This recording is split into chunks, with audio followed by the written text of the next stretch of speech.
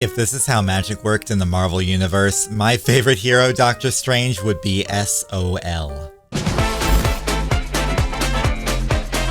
Hi, I'm Steve. I love Art Deco, but I also love animation. And I finally watched Witch Hat Atelier.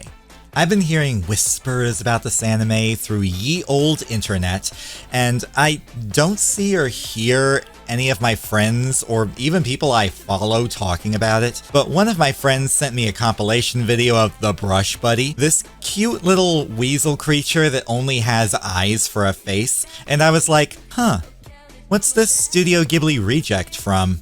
That was my sign to start watching Witch Hat Atelier.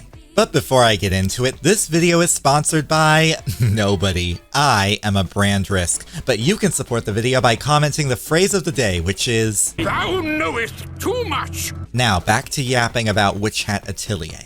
Now, this review may be incomplete, because I found out the hard way that the first season isn't finished yet. That's right, strike up the band, sound the alarm, the beacon is lit. Steve is actually on time for something. Usually when I'm reviewing something, I do it exactly 3 seconds after no one cares anymore. So what I'm gonna do is talk about the premise, how it looks, and what I think. But even that in itself might be considered a spoiler, so for the first few episodes, here's your spoiler warning if you haven't started watching it yet. Don't worry, if you haven't seen it, go ahead and binge, I'll wait for you.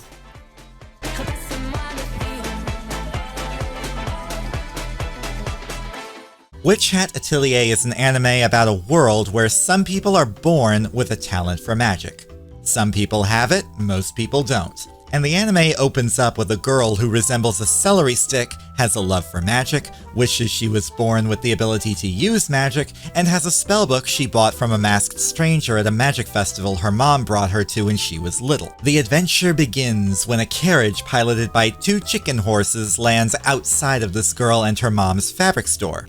Suddenly there's some commotion just outside the shop, and the girl, her mom, and a cloaked stranger rush outside to find some kids were playing around the carriage and broke off the stone seal the carriage was using to fly. These 3 Karens who were also in the fabric shop start kicking up a fuss because the seal was important for allowing the Pegasuses to fly with the carriage. And then the cloaked stranger is like, "Hey, I'm a witch, I can repair it. Just as long as no one sees what I'm doing." He does that, and Coco, yeah, the little girl's name is Coco, takes a peek inside to see that spells aren't conjured, but drawn. And thus realizing that they've all been living a lie the entire time. That witchcraft is something anyone can do as long as they've got working hands. Sorry, Doctor Strange. So yes, the big secret is magic is accessible to everyone in this world, but the witches want to keep it secret, because when people have the power to do anything, they will do everything. Considering there's an entire subreddit dedicated to hospital staff talking about things they remove from people's rectal cavities, I honestly think them witches made the right call. We live in a society where you have to tell people to open the pizza box before eating it. Enough said. Nestle Nesquik finds that the book and wand she got from the freak at the festival was actually a drawing guide and a pen. So she tries out a complicated spell pattern in the book and crystallizes her entire house and her mother in the process. Great, now we need a lock of Rapunzel's hair and Jeremy Jordan to sing a really badass solo again. Ready as I'll ever be. The cloaked stranger named Keyfree saves Coco Chanel just in the nick of time and takes her in as his apprentice. Which she has no choice, because if she refuses, she'll be neuralized. Ladies and gentlemen, if you will, look right here. And she'll be learning alongside Keyframe's other apprentices.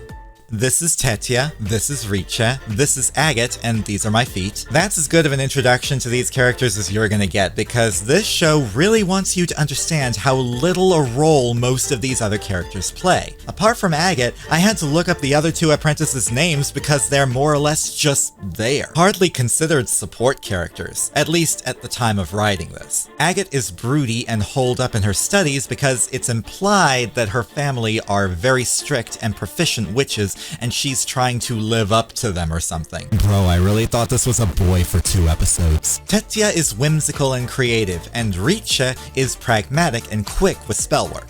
That is literally all we know about these two. I have a few critiques about the speed at which this anime progresses. Feels like it's constantly jumping from topic to topic at breakneck pace, and that the premise, you know, the whole reason for magic existing is to bring happiness and sappiness to the land. But instead, everyone seems to be way too focused on their witchy identity and almost comedically prioritizing secrecy above what they originally set out to do, which I'm choosing to see as a narrative choice for now.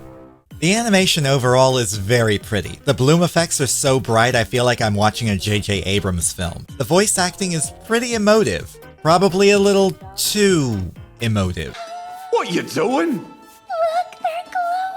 The world building is decent, although pacing could use some work, and the brush buddy is just delightful. One thing I'm curious about is, what was Keyframe doing in an outsider fabric store when throughout the rest of the series they just go to that magical market for everything? Apart from that, this feels like everything High Guardian Spice wanted to be, but whereas I only made it through 3 episodes of that, I stuck with Witch Hat Atelier for all 9 available episodes just to see what happens next. I literally enjoyed Witch Hat Atelier 3 times what I tolerated for High Guardian Spice. It's not perfect or life-changing by any means, but I can understand why this anime sits on the pedestal amongst the other top anime of 2026. My biggest critique is, why does this anime start with a close-up of Coconut's dogs?